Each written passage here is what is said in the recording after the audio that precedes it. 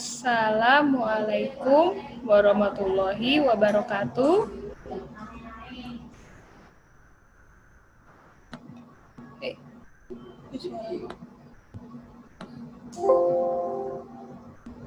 Ya. Berjumpa lagi dengan kami dengan acara Bincang Sehat bersama Puskesmas Trosobo. Nah, kali ini kami akan membahas tentang cara menjaga kesehatan gigi dan mulut di masa pandemi ini. Kali ini kita mengundang narasumber, seorang dokter gigi Puskesmas Trosobo yang bernama Dr. Gigi Laila Fatmawati atau biasa kami panggil Dr. Lila. Dr. Lila akan menjelaskan bagaimana menjaga kesehatan gigi dan mulut terutama pada anak di masa pandemi ini. Ya, untuk menyingkat waktu, silakan Dr. Lila menyampaikan materinya.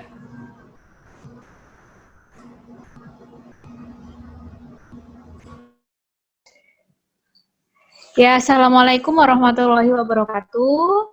Perkenalkan, nama saya Dr. Lila, Dokter Gigi Puskesmas Trosobo. Hari ini kita akan Zoom meeting ya, yang seharusnya kita ada penyuluhan di sekolah-sekolah, karena masa pandemi, jadi lebih mudah lewat Zoom meeting. Nanti Zoom meetingnya ini di-record ya, nanti recordnya bisa kita upload di YouTube, daftar hadirnya setelah selesai penyuluhan.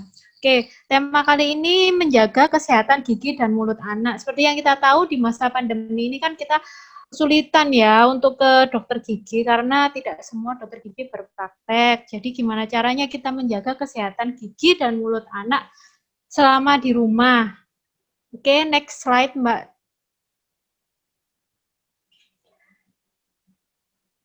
Pertama-tama kita harus mengenal dulu nih, sebenarnya gigi yang sehat itu seperti apa sih dan apa pengaruhnya. Nah, kalau dari dua gambar ini yang bisa kita saksikan Ibu Bapak, kira-kira anak mana ini anak kita ini dalam kondisi yang seperti apa sekarang? Yang atas kah atau yang bawah kah? Kalau yang atas itu kan jelas banyak gigi berlubang, terus biasanya bisa bau mulut. Kalau yang bawah itu contoh gigi yang sehat. Nah, yang atas sama yang bawah ini pengaruhnya apa? Kalau yang atas ini biasanya rawan sakit gigi, Pak, Bu. Kalau yang bawah ini dia cenderung garis senyumnya bagus kan, jadi simetris. Sedangkan kalau anak udah kehilangan giginya karena kropos gitu ya, biasanya senyumnya ini udah berbeda. Jadi udah nggak simetris, udah nggak sebagus kalau giginya masih lengkap. Oke, kita habis ini sebenarnya penyakit gigi dan mulut pada anak itu banyak sekali. Tapi yang fokus kita kali ini gigi berlubang dulu ya. Nanti next pertemuan mungkin kita akan bahas penyakit gusi, penyakit keradangan yang infeksi yang ada di gigi itu apa aja. Tapi sebelumnya kita belajar dulu tentang gigi berlubang. Jadi karena ini paling dasar dan paling umum yang dialami sama anak ya Pak Bu. Oke, lanjut. Oke, ini adalah proses gigi berlubang. Proses gigi berlubang ini harus diketahui sama Bapak Ibu supaya apa? Supaya nanti tahu sebenarnya penyebabnya apa sih, terus gimana cara mencegahnya. Sebenarnya gigi berlubang itu tidak sehari 2 hari Bu, semuanya itu pasti ada prosesnya. Yang pertama itu sisa makanan. Jadi sisa makanan yang terutama mengandung gula seperti ini. Biasanya itu kalau ketemu dengan bakteri, dia akan menghasilkan asam. Itulah kenapa kalau misalnya kita habis makan yang manis-manis, terus nanti selang berapa lama, itu mulut kita terasa asam. Nah, itu adalah produk gula tadi itu sudah ketemu dengan bakteri, makanya dia jadi asam. Ketika asam ini menempel pada gigi terus-menerus, gigi ini akan menjadi rusak. Rusaknya nggak bisa langsung lubang, tinggal separuh gitu, enggak. Pasti sedikit-sedikit dulu, pasti spot satu titik dulu yang ada di gigi, terus kemudian dia menguning, lama-lama dia berubah warna coklat, lama-lama dia keropos, sampai dia menghitam. Itu adalah awal mula dari gigi berlubang. Jadi cara menghindarnya gimana? Ya batasi konsumsi gula, gulanya dibatasi, atau setelah minum gula minimal minum air putih atau langsung sikat gigi, sikat gigi juga boleh. Tapi perlu diketahui setelah makan yang manis-manis untuk sikat gigi itu harus dijeda 10 sampai 20 menit. Lanjut. Oke. Untuk anak-anak, terutama ini kan di masa TK ya, TK kan sekitar 5 tahun. Nah, bentukan gigi dan rahangnya itu sebetulnya seperti ini, Bu. Jadi yang terlihat di depan kita itu kan hanya gigi geligi kecil-kecil yang berjajar, padahal di dalamnya itu sebetulnya dia masih mengalami fase gigi bercampur.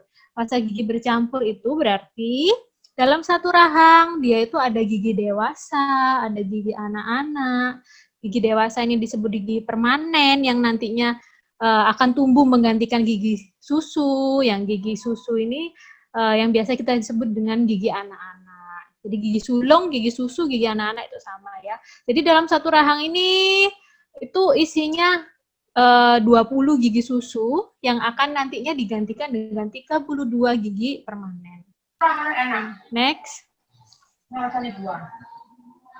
Nah, ini supaya kita tahu kapan ini tumbuhnya dan nanti supaya ibu-ibu itu bisa aware kalau misal tumbuh itu harus seperti apa dan kalau sudah ada lubang di usia sekian itu harus bagaimana. Apakah anak saya telat tumbuh atau enggak? Itu bisa dilihat Ibu. Dari mulai usia 6 bulan itu pertama kali si kecil muncul gigi. Nanti bertahap sampai dengan 3 tahun gigi sulungnya akan lengkap. Next. Oke, ini panduan waktu tumbuh gigi sulungnya. Boleh di-capture Ibu Bapak. Kalau misal anaknya sekarang ada di usia berapa bulan, misal si kecil masih balita ya. Di sini yang pertama tumbuh itu bukan langsung habis gigi seri terus sebelahnya sampai lengkap gitu, enggak. Makanya itu adalah waktu tumbuhnya gigi sulung itu berbeda-beda. Misal kita lihat nih rahang atas mulai dari central incisor itu berarti gigi seri yang tengah dulu, kemudian yang samping, setelah itu molar dulu atau geraham dulu, terus baru gigi taringnya, baru yang terakhir gigi molar kedua gitu. Oke, next. Nah, terus ada pertanyaan, terus dok kalau sudah gigi susunya lengkap semua itu umur berapa lepasnya? Nah, lepasnya itu sama dengan kemunculannya, tetap bertahap. Pergantian gigi susu ke gigi tetap itu juga bertahap. Masih banyak yang mengira di usia 6 tahun itu gigi pertama kali lepas, terus semua akan langsung berganti. Itu enggak betul ya. Jadi next. Nah, ini adalah urutan kapan sih gigi susu itu lepas. Jadi, nggak bisa Ibu ketika dia lepas gigi susunya, terus langsung digantikan dengan gigi permanen saat itu juga. Jadi, atau besokannya udah tumbuh gigi itu belum tentu. Jadi, memang ada waktu tumbuhnya atau estimasi dia akan tumbuh kira-kira itu misal yang gigi atas depan itu usia 6-7 tahun dia akan tumbuh, kemudian disusul dengan gigi lateralnya, sampingnya ya, ini kiri kanannya, kemudian setelah 7-8 tahun, di 9 tahun dia akan keluar molarnya atau geraham pertamanya, terus kemudian baru geraham kedua, baru yang terakhir, itu gigi taring. Itu kenapa? Gigi taring selalu bertumpuk di atas, karena dia yang paling terakhir tumbuh. Biasanya rahangnya sudah tidak cukup, tapi giginya sudah keluar semua, gitu. Oke, next. Nah, terus kenapa sih dok gigi susu itu penting? Sebenarnya gigi susu itu penting atau nggak penting sih? Kalau buat kita, kan dia nanti juga akan digantikan gitu. Oke, next. Kita cari tahu. Nah, yang pertama gigi susu itu adalah pengganti gigi dewasa. Jadi strukturnya sama, kalau sampai berlubang itu juga rasa sakitnya sama seperti yang dirasakan orang dewasa. Karena dari strukturnya itu mulai enamel, dentin, sampai serabut sarafnya itu susunannya sama. Jadi ketika dia merasakan sakit, bengkak, itu rasa yang dirasakan itu sama seperti kita sakit gigi pada orang dewasa. Cuman kan anak kecil itu repotnya dia nggak akan bisa mendefinisikan, misal saya cekot-cekot Bu gitu, itu dia nggak bisa tahu, dia taunya cuma sakit gigi gitu, nggak bisa tahu itu ngilu, cekot-cekot atau kemeng gitu, nggak bisa. Oke, next. Nah, terus kalau gigi susunya baik, pasti nutrisinya juga baik. Kenapa? Gigi susu yang sehat dan kuat itu mendukung anak mendapatkan asupan nutrisi yang baik dari makanan.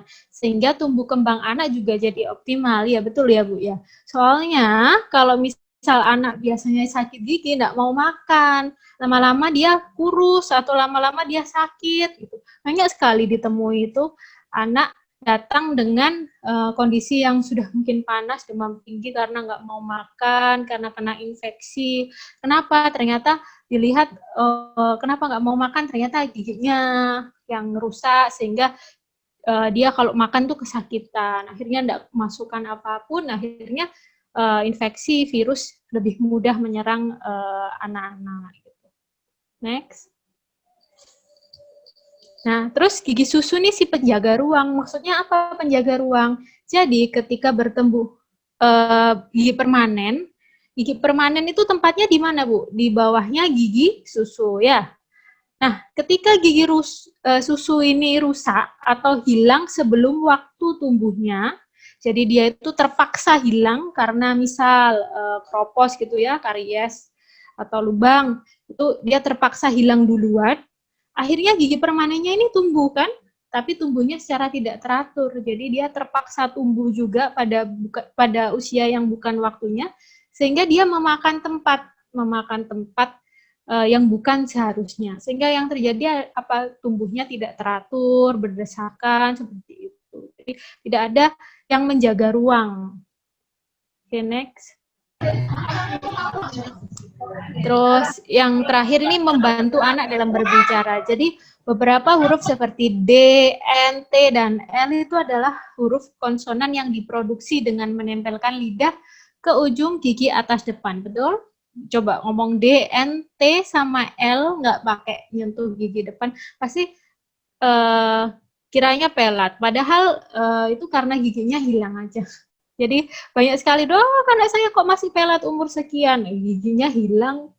Jadi gimana caranya supaya gigi susu itu jangan hilang duluan, Bu, kalau pengen tahu tumbuh kembang anak ini sebetulnya sudah sesuai usianya atau enggak, terutama dalam hal bicara ya. Itu dikiranya speech delay, ternyata memang giginya aja yang hilang. Gitu. Next. Oke, ini cara mencegah gigi berlubang. Yang pertama, menyikat gigi secara teratur, minimal 2 kali sehari, pagi setelah sarapan dan malam sebelum tidur. Kalau misalnya ada yang bilang, oh, kalau setelah sarapan kan repot dok, biasanya waktu mandi aja. Oke, waktu mandi boleh, tapi setelah sarapan tuh perlu juga, soalnya supaya kalau misal ada sisa makanan itu tidak tertinggal lama-lama di gigi gitu. Terus menyikat gigi dengan pasta gigi berfluorid. Saya rasa sekarang pasta gigi sekarang sudah berfluorid semua ya. Cuman ukurannya untuk anak-anak itu berbeda. Kalau di bawah 3 tahun sebiji beras, kalau usia sampai dengan 5 tahun itu sudah 1 biji jagung atau 1 biji kacang hijau. Terus gunakan sikat gigi dengan bulu yang lembut. Nanti kita kasih tahu cara memilih sikat gigi. Terus menyikat giginya belum. Balik lagi, menyikat giginya dengan cara yang benar. Jadi anak saya tuh sikat gigi terus dokter, tapi kok giginya masih lubang ya, lubang sana, lubang sini, sakit, nangis gitu. Sebetulnya yang mempengaruhi itu 2. Yang pertama caranya apa sudah betul atau tidak, yang kedua waktunya. Kalau kedua ini memang salah satu salah, ya memang tetap terjadi lubang gigi. Terus selanjutnya gizi seimbang. Nanti kan ada tuh sekarang dijelaskan sekolah-sekolah ya Bu ya. Kalau dulu 4 sehat 5 sempurna, sekarang ada isi piringku. Gimana caranya, harus ada sayur, buah, dan sebagainya. Terus kontrol Bu konsumsi gulanya anak-anak itu. Jangan setiap habis makan langsung makan yang manis-manis, makan yang lengket-lengket, coklat. Setiap hari makan minum seperti itu. Terus pengen gigi anaknya bagus ya nggak bisa juga. Tetap konsumsi gula itu harus dikontrol ya. Minimal kalau habis makan manis kumur-kumur atau minum air putih. Lebih bagus lagi kalau bisa langsung sikat gigi. Terus rutin ke dokter gigi setiap 6 bulan sekali untuk cek apakah ada yang salah dengan gigi anak saya, tumbuh kembangnya bagaimana, kariesnya apa bisa diselamatkan atau enggak, gitu kan dokter gigi yang tahu ya. Next. Terus gini, kalau kita ngajak anak sikat gigi kayak mau berantem. Oke, next dulu. Jadi anak-anak ini kan sulit ya dia mengerti. Nah, ayo sikat gigi sambil marah-marah karena dia udah nggak mau beneran. Jadi ini ada tips trik gimana cara anak ini supaya mau sikat gigi. Oke, next. Yang pertama ini modeling. Tunjukkan cara menyikat gigi dengan menyikat boneka kesayangan si kecil. Jadi kalau bonekanya ada giginya, coba kenalkan kalau ada kegiatan menyikat gigi. Minimal dia kenal dulu. Oh, semua orang tuh harus menyikat gigi ya. Oh, caranya seperti ini. Yang kedua juga berikan peran orang tua untuk menyikat gigi gigi boneka kesayangan mereka. Jadi mereka pura-puranya jadi orang tua, mereka yang nyikatkan gigi ya. Ini anakmu cara sikat giginya seperti ini. Nanti kita belajar sikat gigi ya yang baik dan benar. Next. Nah, terus yang penting ini juga bisa Ibu lakukan bersama anak. Jadi kalau sudah jadi kebiasaan, mereka malah akan rajin sikat gigi karena kalau sudah jadi kebiasaan tuh kan mereka akan mengingat waktunya. Ayo kita waktunya sikat gigi. Gitu. Lakukan bersama. Nanti anak-anak itu kan peniru yang ulung ya. Jadi mereka pasti akan meniru gimana perilaku orang tuanya. Kemudian lewat buku. Ini tergantung sama anak. Misal anak itu tipe yang belajar visual banget, suka lihat gambar-gambar lucu, boleh dibelikan buku untuk lihat. Di buku-buku itu ada gambar-gambar yang bagus tentang kebiasaan menyikat gigi. Nah, nanti dia bisa meniru dari situ. Oke, next. Kalau tipe belajarnya yang auditory atau sambil mendengarkan musik juga bagus. Ya, nanti sambil dengarkan musik, sambil nyanyi juga bisa, itu dia sikat gigi. Terus juga sambil menonton video. Nah, ini zaman sekarang nih Bu, kalau misal saya ikut anak-anak pelatihan kader UKS, pasti saya tanya, siapa yang mau jadi dokter? Itu nggak ada yang angkat tangan. Tapi kalau siapa yang jadi YouTuber? Banyak. Sekarang yang jadi YouTuber itu ada puluhan dari ini anak-anak. Kenapa? Karena mereka sering menonton YouTube. Jadi menonton video itu selain jadi alat distraksi juga bisa mengedukasi supaya anak-anak itu bisa rajin sikat gigi. Jadi kalau anak-anak lihat YouTube, meskipun screen time-nya juga dibatasi ya, tapi mereka itu akan tahu gitu loh, kalau ternyata sikat gigi itu penting dari video-video menyikat gigi itu. Banyak sekali sekarang ditemukan di YouTube kartun-kartun untuk menyikat gigi. Jadi mereka tuh supaya paham gitu ya, kalau misal menyikat gigi itu memang kebutuhan ya, bukan kalau pengen aja. Setiap hari ya harus sikat gigi. Gitu. Next. Oke, sikat gigi yang recommended itu gimana dokter? Sikat gigi yang bagus itu kayak gimana? Nah, sikat gigi yang bagus itu sebenarnya yang mau dipakai anak, mau mahal, mau canggih, mau murah, atau beli di warung aja itu kan kalau anaknya nggak mau pakai percuma, mau dibelikan sikat gigi elektrik kan percuma. Yang penting yang mau dipakai anak dulu. Kenalkan anak pada sikat gigi itu harusnya sudah mulai dari usia 2 tahun ya. Kalau sudah pakai titer, anak itu harus dikenalkan. Kalau kita itu punya kebiasaan menyikat gigi itu seperti ini. Oke, next. Ini lebih detailnya, sikat gigi yang direkomendasikan atau yang baik itu, oke, next Mbak. Nah, sesuaikan ukuran kepala sikat dengan ukuran mulut anak. Terutama harus menjangkau seluruh permukaan gigi, terutama gigi belakang ya. Ujung kepala sikat itu membulat. Karena kenapa? Kalau dia kotak Ibu sakit di paling ujung itu, akhirnya nggak sampai ujung kalau sikat gigi. Terus bulu sikatnya harus halus supaya tidak mengiritasi gusi. Kemudian pegangan sikat gigi nyaman digenggam supaya anak kalau pegang itu juga ini. Terus cara pegangnya juga yang penting. Cara pegangnya itu seperti apa itu harus dikenalkan ya. Jadi ini boleh di-capture, memilih sikat gigi anak itu harusnya seperti apa. Oke, kita sekarang belajar menyikat gigi pada anak ya. Kelihatan nggak ini, Mbak? Kelihatan nggak, Mbak? Oke. Gambarku besar kan bisa, Mbak?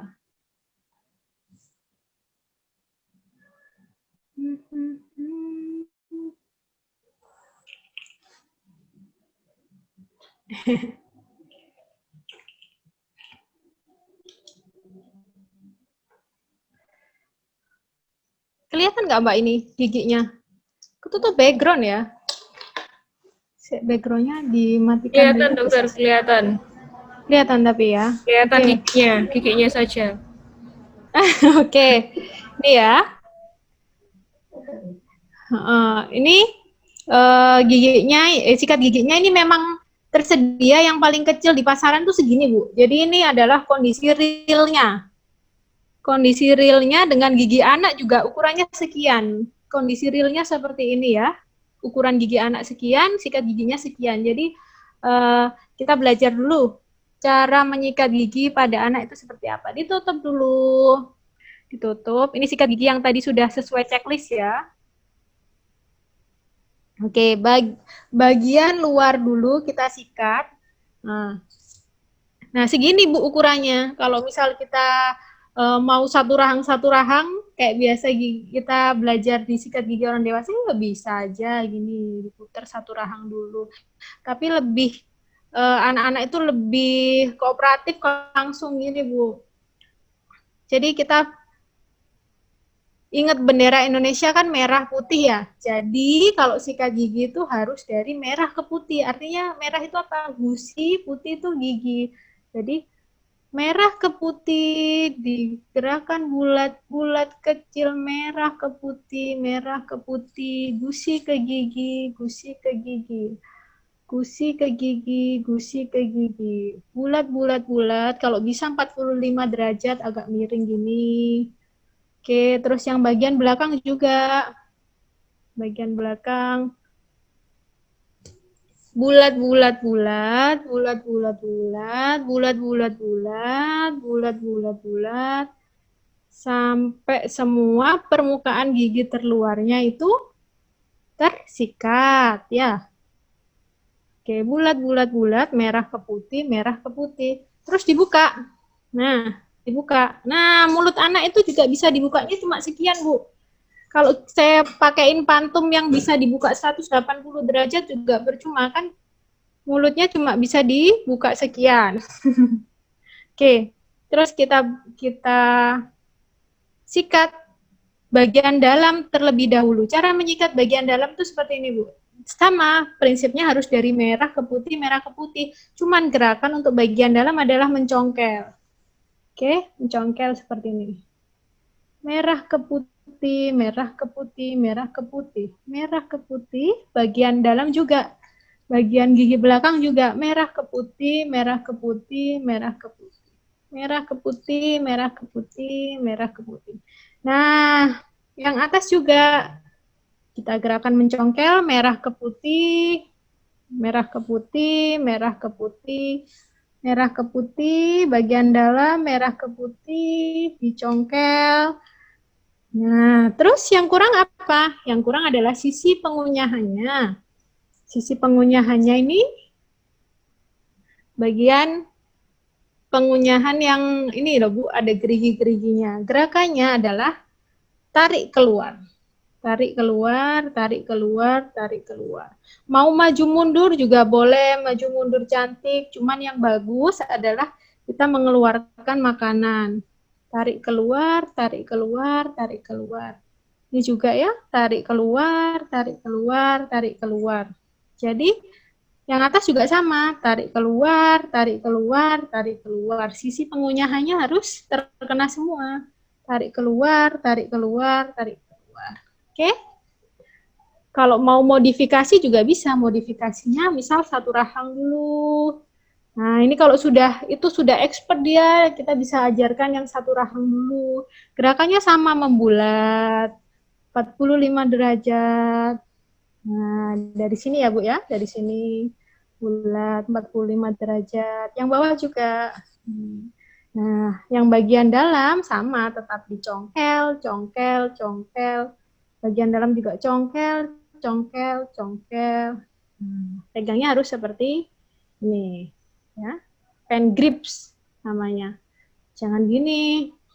Biasanya kan salahnya gini, atau kayak pensil gini.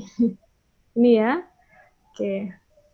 Nanti untuk anak-anak yang belum bisa boleh kalau misal apa namanya, ibu arahkan dulu boleh, karena biasanya mereka asal-asalan. Ketika mereka sudah terbiasa sikat gigi dengan caranya yang ibu ajarkan, nanti lama-lama bisa sendiri. Cobalah 2 kali sehari minimal.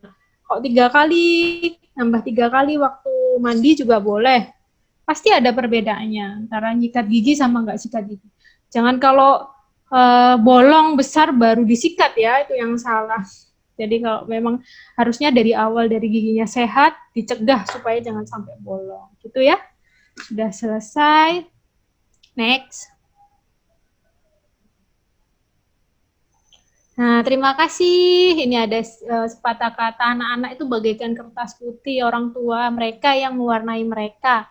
Apakah hitam, putih, merah, atau apapun warnanya, sehingga kalau kita mendengar, melihat, merasakan bagaimana mereka berkata, berekspresi, itu kan sebetulnya cermin bagi diri kita ya.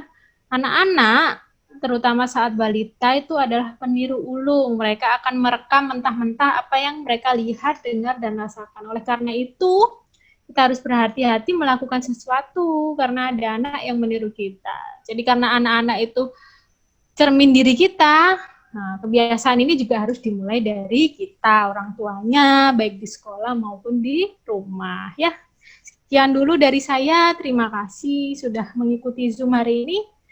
Kita buka 3 pertanyaan ya, Mbak ya. 3 sesi pertanyaan aja. Nanti saya jawab karena waktu terbatas. Terima kasih atas perhatiannya. Wassalamualaikum warahmatullahi wabarakatuh. Waalaikumsalam warahmatullahi wabarakatuh.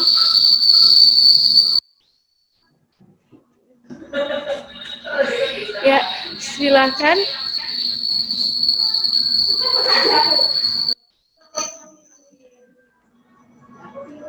Silakan untuk mungkin ada pertanyaan-pertanyaan yang ingin disampaikan tentang kesehatan gigi dan mulut pada anak.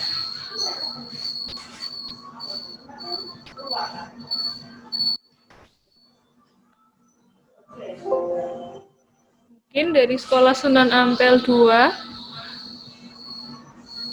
Mohon maaf sebelumnya karena awalnya memang live YouTube ya, tapi karena sistemnya lagi error, maka kami hanya bisa live lewat Zoom.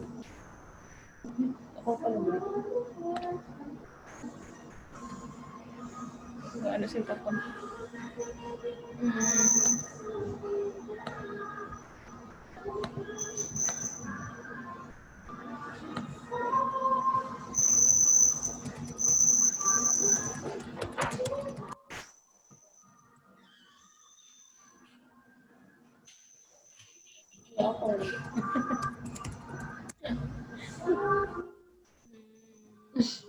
Monggo, bila ada yang mau Bisa bertanya, iya, sudah bisa live chat. jelas.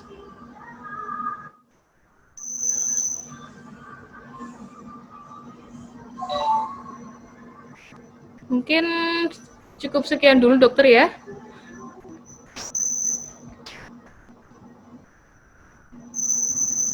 Kalau saya tanya.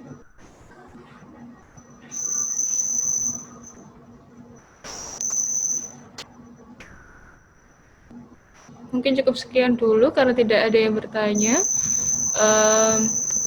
Mungkin kita bisa buka sesi tanya jawab. Mungkin pada penyuluhan selanjutnya mungkin, G.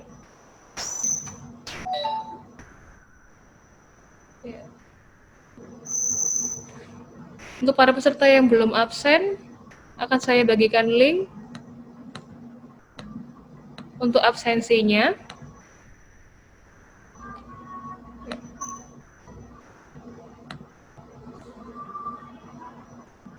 Ya, karena tidak ada pertanyaan, maka saya menganggap Penyuluhan kali ini mungkin selesai dulu, cukup sampai di sini. Mungkin nanti akan ada penyuluhan-penyuluhan lain mengenai tentang kesehatan gigi dan mulut.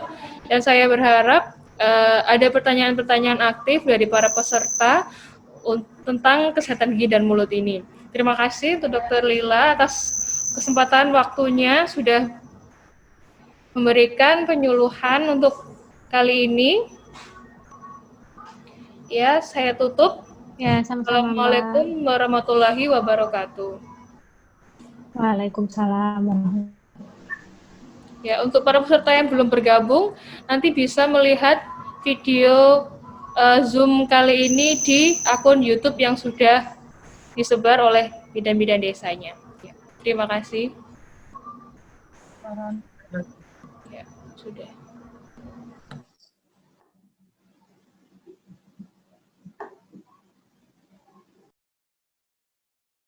Nanti.